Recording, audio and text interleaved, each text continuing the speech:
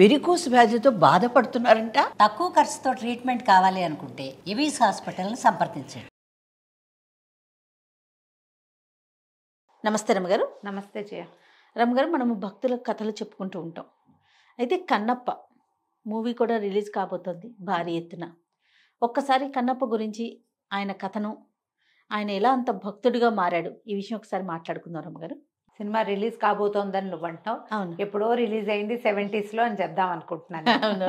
కృష్ణరాజు ఇప్పుడు మళ్ళీ చేస్తున్నారు. కృష్ణరాజు గారు చాలా అమోఘమైన టేకింగ్. సినిమా చాలా బాగుంటుంది, బాగా తీస్తారు. కృష్ణరాజు గారు బాగా యాక్ట్ చేస్తారు, వాణిశ్రీ గారు బాగా యాక్ట్ చేస్తారు, బాపు గారు అత్యద్భుతంగా తీసారు ఆ సినిమాని. అవునవును, ఆయన చేసిన సినిమాల్లో గుర్తుండిపోయే సినిమా అంటే ఇది ఒకటి అంతేనండి. అవును. అయితే సినిమా గురించి కాదు కానీ మనం పెద్దవాళ్ళ గురించి మాట్లాడేంత సినిమా పరిజ్ఞానం నాకు కూడా లేదు. ఏదో బాగుంది అనుకుంటాం అంతే, అంతకంటే తెలీదు. ఈ భక్త కన్నప్ప కథని ఆయన కన్నప్ప అయ్యాడు. కన్నప్ప కాదు ఆయన పేరు, తిన్నడు. అసలు పేరు తిన్నడు. తిమ్మప్ప అనుకో. తిమ్మప్ప కన్నప్ప అయ్యాడు. ఈ తిన్నడు ఈ పేర్లు బోయేవాళ్ళకి కదా ఉంటాయి. అయితే పూర్వ జన్మలో ఈయన అర్జునుడని ఒక కథ కూడా వినపడుతుంది. ముందు జన్మలో అర్జునుడు కిరాతార్జునీయ సంఘటనలో పందిని కొట్టాడు. ఆయన కిరాతార్జునీయం ఎప్పుడు జరిగింది? ఈయన తపస్సు చేసుకుంటున్నాడు. ఎవరండి? అర్జునుడు తపస్సు చేసుకుంటున్నప్పుడు ఆయన శివుడి కోసం తపస్సు చేశాడు, పాశుపతాస్త్రం కోసం, పరమేశ్వరుడికి సంబంధించిన అస్త్రం. దానికోసం తపస్సు చేస్తే అప్పుడు పరమేశ్వరుడు బోయవాడి రూపంలో వచ్చి ఒక పందిని వేటాడుతూ వచ్చాడు. ఆ పంది చేస్తున్న శబ్దానికి అర్జునుడు బాణం వేశాడు, బోయవాడి వేషంలో ఉన్న పరమేశ్వరుడు బాణం వేశాడు. నేను ముందు కొట్టానంటే ఇద్దరు పోట్లాడుకున్నారు.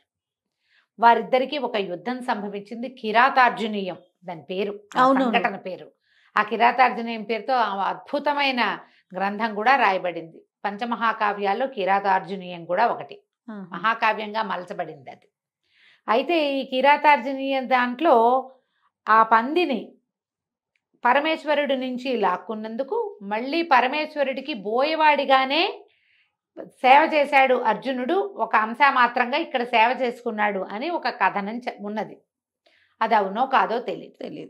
కానీ కాళహస్తీశ్వర మహత్యంలో ఈ చెంచు కులానికి చెందిన ఇతను బోయవాడికి భగవంతుడు ఎట్లా సాక్షాత్కరించాడో వివరంగా చెప్పబడింది. మహాకవి దూర్జటి రచించిన కాళహస్తీశ్వర శతకంలో కూడా ఈయన ప్రస్తావన కనిపిస్తుంది మనకి. ఈ కాళహస్తి ఈ చుట్టుపక్కల ప్రాంతాల్లో, అంటే తిరుపతి చుట్టుపక్కల రాజంపేట, ఊటుకూరు, ఈ ఊర్లు కనపడతాయి కదా, ఆ ప్రాంతాలకి చెందిన ఒక బోయ కుటుంబంలో జన్మించాడు ఈయన. ఈ తల్లి తండ్రి వీళ్ళకి ఏంటంటే సంతానం చాలా కాలం కలగకపోతే సుబ్రహ్మణ్య ఆరాధన చేస్తే వీళ్ళకు ఒక కుమారుడు కలిగాడు, తిన్నడు. ఇతను చిన్నతనం నుంచి పరాక్రమశాలిగా ఉన్నాడు. మామూలుగా బోయ కుటుంబాల్లో అందరూ ఎందుకంటే వాళ్ళు వేటాడే భోజనం చేయాలి, వాళ్ళ జీవితమే అది. ఒక్కొక్కళ్ళు బాగా బ్రైట్గా ఉన్న వాళ్ళు కనిపిస్తారు, ఒక్కొక్కళ్ళకి ఒక్కొక్క ప్రజ్ఞ ఉంటుంది. ఇతను వేటలో ప్రజ్ఞావంతుడుగా ఉన్నాడు. దాంతోపాటు ఒక రకమైన మార్దవం కలిగిన వాడు. తను ఆడ జంతువుల్ని వేటాడేవాడు కాదట, పిల్లల్ని చంపేవాడు కాదు. చిన్నపిల్లలు జంతువులు, చిన్నపిల్లలు అయితే వాటిని వేటాడేవాడు కదా. వేట తప్పదు, ముదిరిన పెద్ద మొగ జంతువులనే వేటాడేవాడు, పెద్దవాటితోటే ఉండేవాడు. అయితే ఆయన ఒకసారి ఏమైంది, ఇద్దరు స్నేహితులతో కలిసి ఒక అడవి పందిని వేటాడితే పంది పడింది. వరాహం దొరికిన తర్వాత వాళ్ళు ముగ్గురు మోసుకెళ్ళారు. దాన్ని మోసుకెళ్ళేసరికల్లా అది ఎక్కడ ఈ అడవిలో వెళ్తూ ఉంటే వాటి వెనకాల పడి వెళ్ళిపోతూ ఉంటారు. కిలోమీటర్లు ప్రయాణం చేస్తారు. ఈ ఉటుకూరు ప్రాంతం నుంచి వీళ్ళు కాళహస్తి ప్రాంతం దాకా వెళ్ళారు. పెద్ద దూరమేం కాదు, ఆ కాలంలో అది దగ్గర కిందే లెక్క. వెళితే సువర్ణముఖి తీరానికి వెళ్ళారు. అక్కడ నీళ్లు తాగుదాం అనుకున్నారు. అక్కడికి వెళ్ళేసరికల్లా కాళహస్తి ఆ కొండ కనపడుతోంది. సువర్ణముఖి నదీ తీరాన తనకి ఒక ఉద్వేగం వచ్చేసినట్టు ఆ కొండ మీదకి వెళ్ళిపోవాలని. అయితే ఈ స్నేహితుల్లో ఒకడు చెప్పాడట, ఆ పైన పిలకున్న దేవుడు ఉంటాడు ఆ కొండ మీద. అంటే అతన్ని చూడాలనిపించడం మొదలుపెట్టింది. జన్మాంతరమైనటువంటి ఆ పిలుపేదో ఉంది లోపల, మనకు కూడా ఉంటుంది, ఒక్కొక్క దాని మీద లాగేస్తూ ఉంటుంది. చిన్నప్పుడు ఎప్పుడు వెళ్ళకపోయినా అది కనపడేసరికి ఇదే మంది అనిపిస్తుంది, ఉద్రేకం వచ్చేస్తుంది. ఆయనకి వచ్చిన ఉద్రేకంలో వెళ్ళాలి వెళ్ళాలి వెళ్ళాలని అనిపించింది. వెళ్ళాలనిపించి ఇక వీళ్ళని పట్టించుకోవాలి. ఇందులో వీళ్ళలో ఆ ఉన్న స్నేహితులు ఇద్దరు ఇక్కడ ఈ పందిని పచనం చేస్తున్నారు. తింటారుగా వాళ్ళు, కొంత తిని కొంత పట్టుకెళ్తారు. ఇక్కడ ఆకలేస్తోంది, మరి పొద్దు నుంచి వేటాడుతున్నారు. వాళ్ళు పచనం చేస్తుంటే ఇతను పైకి వెళ్ళాడు. ఆ కొండ మీదకి వెళ్తే అది పురాతనమైన దేవళం, ఎప్పటిదో. ఆ లోపల ఉన్న కాళహస్తీశ్వర లింగాన్ని చూసేసరికి ఒక ఉద్వేగం వచ్చేస్తుందట ఆయనకి. పరిగెత్తుకుంటూ వెళ్ళి కౌగులించుకున్నాడు.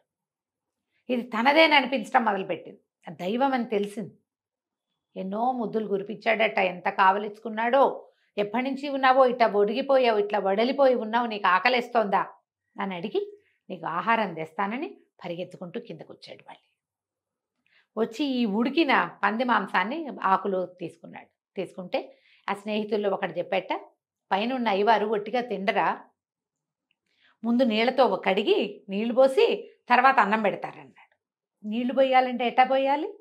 అందుకని ఏం చేశాడు, నోటి నిండా నీళ్లు పోసుకుని పుక్కిలు తిండా నీళ్లు బట్టి ఆకులో ఈ పదార్థం తీసుకుని సమీపంలో పువ్వులు పెడతారని చెప్పారు వాళ్ళు. ఓ 2 పువ్వులు కోసుకుని ఆ పువ్వులు అటు ఇటు పడిపోతాయని వాడికి ఇంత సిగ ఉంటే సిగ నిండా గుచ్చుకున్నాడట. ఆ పువ్వులు పడిపోకుండా ఈ ఆహారాన్ని ఇట్లా పట్టుకున్నాడుగా. ఆహారం పుచ్చుకుని నెత్తి మీద తనే ధరించి పువ్వులు తన నోట్లో వేని నీళ్లతోటి లోపలికి పరిగెత్తుకుంటూ వెళ్ళి ఏం చేశాడు, ఆ శివలింగం మీద పుక్కిట్లో నోట్లో ఉన్న నీళ్లు ఉమ్మేసి ఆయన నెత్తి మీద ఆ పరమేశ్వర శివలింగాన్ని మీద పోసి తర్వాత పువ్వులు పెట్టి అంతా తుడిచి శుభ్రంగా పువ్వులు పెట్టి ఇది నివేదన చేసి అది పెట్టి తిను తిను తిను అని చెప్పి, ఎవరు రాకుండా నేను చూస్తా, రుచిగా తిను, ఎవరన్నా చూస్తారని నీకు భయమా అని అడిగి, నేను ఇక్కడే నుంచుంటాను, నువ్వు తినేసేయమన్నాడు. వెళ్ళి అవతల నుంచున్నాడు. జంతువులు ఎవరైనా తీసుకుపోతారేమో, నువ్వు మెల్లిగా తిను, ఎవరు ఎత్తుకుపోకుండా ఉంటానని కొద్దిసేపు అక్కడ కాపలా కాసాడు. పదార్థం అయిపోయింది ఆకులోది. చూసుకున్నాడు, తినేశాడు శివుడు. సరే అక్కడే ఉండిపోవటం మొదలుపెట్టాడు. ఆ స్నేహితులు ఎలుగెత్తి పిలిచారు, రా రా రా అంటే దిగాడు. మెట్లు సగం దిగాక వదలుపు దిగాలి, మళ్ళీ పరిగెత్తుకుంటూ పైకి వెళ్ళిపోయాడు. 2 సార్లు 3 సార్లు వాళ్ళు పిలవటం, ఇతను దిగలేకపోతున్నాడు, వెళ్ళలేకపోతున్నాడు ఎన్ని వదిలిపెట్టి. వాళ్ళు ఏం చేశారు, రేపొద్దు కానీ రాబా అని బలవంతం చేశారు. కిందకి వెళ్ళిపోయాడు. వెళ్ళాడు. రాత్రి ఎక్కడో పడుకున్నారు. తెల్లవారు మళ్ళీ వేటాడారు. కుందేళ్ళు ఏవో కనపడ్డాయి. మళ్ళా ఆహారం పచనం చేస్తే మళ్ళీ నోటి నిండా నీళ్లు పోసుకున్నాడు, మళ్ళీ పువ్వులు కోసుకున్నాడు. మళ్ళీ ఈ ఉడికిన ఆహారం మొట్టమొదటి శివుడికే పెట్టాలి, దేవుడికే పెట్టాలి నేనని పట్టుకుపోయాడు మళ్ళీ పైకి. 5 రోజుల పాటు రోజు వెళ్ళేవాట పైకి. వాళ్ళు ఇళ్ళకి వెళ్ళటం, సాయంత్రం అయ్యేసరికి ఇల్లు చేరిపోవటం ఏం లేదు. పెద్ద పిల్లలు అడవుల్లో పడి తిరుగుతూ ఉంటారు, ఎప్పుడో వెళ్తారు ఇంటికి. ఆహారం సంపాదించుకుంటూ ఉండటం, తినటం, తిరగటం అంతే. ప్రతిరోజు కొండ మీదకి వెళ్ళిపోతున్నాడు. ఒక 5-6 రోజులు అయ్యేసరికల్లా వీళ్ళకి భయం వేసింది. ఏమిటి వీడు ఇంత పిచ్చి అయిపోతున్నాడు అని వాళ్ళ అమ్మకి నాన్నకి చెప్పారు. వీడు ఆ కొండ మీద ఉన్న అయ్యోరి దగ్గరికి వెళ్ళిపోతున్నాడని, ఆహారం అంతా ఒక వంతు ఆయనకి పెట్టేస్తున్నాడని. దేవుడికి పెట్టడం తెలుసు వాళ్ళకి, దేవుడు తినటం ఏమిటో తెలియదు. ఇక్కడేమిటో దేవుడు తినేస్తున్నాడు అది. మరి అలాగే కనపడుతోంది. లేకపోతే ఎందుకు పెడతాడు వాడు మళ్ళీను? పైగా ఈ వెళ్ళిన వాడు ఇవన్నీ వస్తువులు పుచ్చుకెళ్తాడు. ఆ ముందు రోజు పెట్టిన పువ్వులు వాటిని కాలుతోటే శుభ్రం చేస్తాడు. వాడికి అదే తెలుసు. ఈ కథ ఇక్కడ జరుగుతూ ఉండగా ఈ దేవళానికి ఒక అర్చకుడు ఉండేవాడు. ఆయన రోజు వచ్చేవాడు. ఎప్పుడైతే ఈ కథ మొదలైందో, ఈ మాంసాహారం పెట్టున్న ఆకులు పువ్వులు కొంత మిగిలిపోతుంది. ఆకులు అంతా తుడుచుకుని తిండు శివుడు. తింటున్నాడో లేదో, అది అక్కడే ఉందో, నచ్చలేదా అంటాడు ఇతను. అందుకని మరి ఆయన ఏం చేస్తున్నాడు దాన్ని ఇది చూసి అలమటించిపోయాడు ఆయన. ఇదేమిటి, ఎవరు తెచ్చి పెడుతున్నారు ఈ పువ్వులేమిటి, అవి ఏమిటో పిచ్చి పువ్వులు, అవన్నీ దేవుడికి పెట్టే పువ్వులు కాదు, పరమేశ్వరుడికి కొన్ని పువ్వులే పెడతారు. ఎవరో వస్తున్నారు, ఏదో జరుగుతోందని ఆయన ఓహో దుఃఖించి పరమేశ్వరుడు వెనకాల పరి విధాలుగా ప్రార్థించాడు. ఆయన అన్నట్ట, నువ్వు ఒక పని చెయ్యి, రేపు పొద్దున్నే రా, నీ అర్చన ముగించి లింగం వెనకాల కూర్చో, ఏం జరుగుతుందో చూద్దు కానీ అని చెప్పాడు. ఇలా రోజు గడుస్తోంది కదా.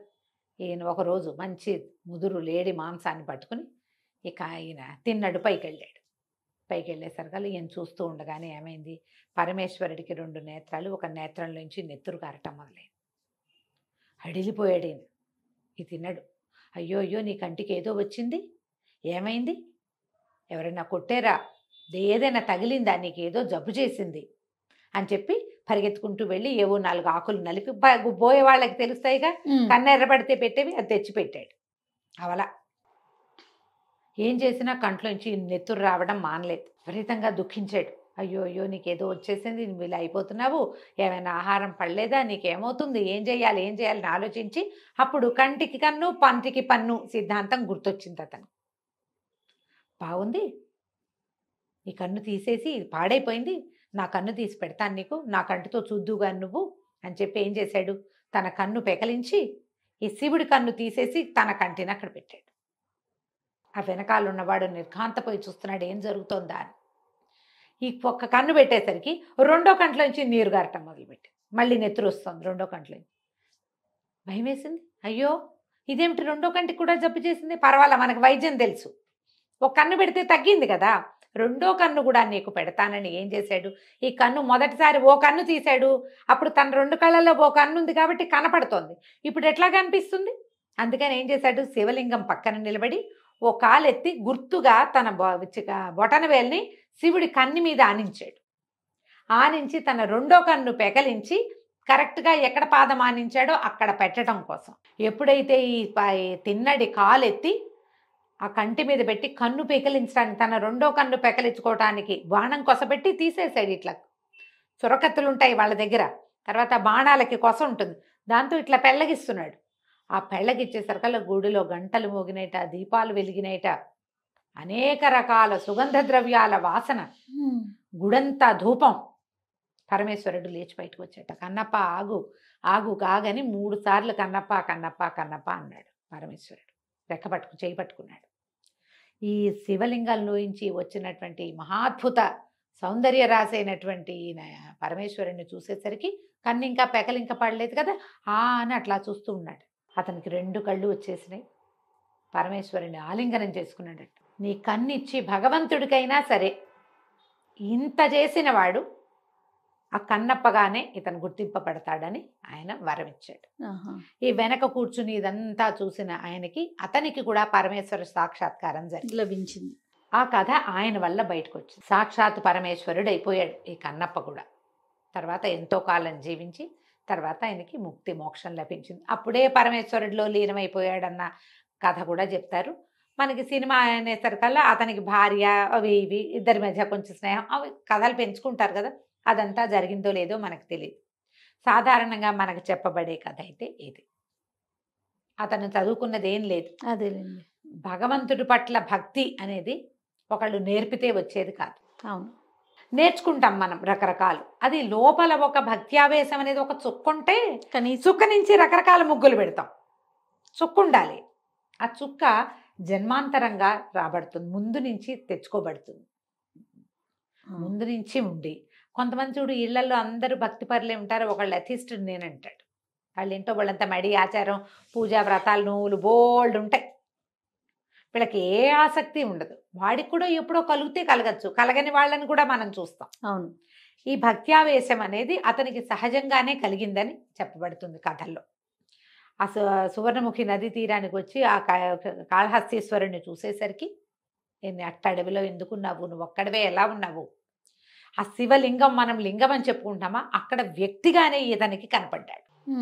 అది లింగంగా అని అనుకోవడానికి వీల్లేదు. ఒట్టి రాయిని చూసి అతను ఆకర్షింపబడ్డాడంటే అందులో ఒక సౌందర్య విశేషం తెలిసింది, అతనికి కనిపించింది, అంతే. ఆయన కనపడింది. భక్త్యావేశం వల్ల అతని లోపల ఉన్న మార్ధవాన్ని భగవంతుడు పెంచాడు. చూడు పద ఎంత బాగుంటుందో. సినిమా కూడా బాగా తీశారులే, పాత సినిమా బాగుంటుంది, మరి లేటెస్ట్ది అవును చూడాలి. కానీ తెలీదు మనకి ఇప్పుడంతా బోల్డంతా టెక్నాలజీలు పెరిగాయి కాబట్టి అవునవును, బోల్డన్ని గ్రాఫిక్స్ గీఫిక్స్ చాలా రకాలు యాడ్ చేసి ఉండొచ్చు. కథ ఇది. ఈ భక్త కన్నప్పని మనం భక్తాగ్రగణ్యులుగా చెప్పుకుంటాం. ఈయన శివుడిని ఏమని పిలిచాడు, ఏం మాట్లాడాడు, శివుడికి ఏం పెట్టాడు, ఆయన పెట్టలేదా, మేము పెడితే తిండా, ఇలాంటివి మాట్లాడతారు. అసలు మాట్లాడచ్చమ్మా? అస్సలు మాట్లాడడానికి ఏమైనా రమ్మగారు, అసలు ఏమిటి ఇది, ఆయనేమిటి అసలు అతనేమిటి, ఆ కాలం ఏమిటి, అది కదా చూడాలి. అది కదా. మనము అతను ఒకళ్ళేలా అవుతాం, ఒకళ్ళ అవ్వం కదా. పోల్చుకోవటానికి కూడా అసలు ఆ మాటలు ఏమిటో జనాలంతా అలా చాలా సులువుగా. అద్భుతమైన భక్తుడు కదా రమ్మగారు, అద్భుతమైన. కాళహస్తీశ్వర మహత్యంలో శ్రీకాళము చెప్తాం కదా, మన సాలిపురుగు, పాము, ఏనుగుతో పాటుగా ఈయన కూడా శ్రీకాళహస్తీశ్వరుడి యొక్క పరమాద్భుత భక్తులలో అగ్రగణ్యుడు కన్నప్ప. కన్నప్ప కూడా దేవాలయం ఉంది కదా, అక్కడ కన్నప్ప అవును. గుడి ఉంది కదా, అవును. పైన కొండ మీద ఉన్నట్టుగా కనిపిస్తాడు. ఆ ధనుర్బాణాలు అవి ధరించి తిరిగేవాడని, తను వేటగాడుగా ఉండే ఇలా మహాభక్తుడుగా మారాడంటారు. కన్నప్ప నాయనార్ అంటే నాయనార్ల గాథలు చెప్పుకున్నాను చూడు, అవునవును. ఈయన్ని కన్నప్ప నారిని నేత్రేశ నాయనార్గా చెప్తారు. సంస్కృతంలో నేత్రేశుడు ఇతని పేరు, కళ్ళు ఇచ్చారు కాబట్టి. కళ్ళిచ్చాడు కాబట్టి. అది కథ. అద్భుతమైన భక్తుడు. మరి వచ్చే సినిమా కూడా చాలా చక్కగా ఆడాయి, సక్సెస్ని పొందాలని అనుకుందాం రమ్మ గారు. నమస్తే. నమస్తే.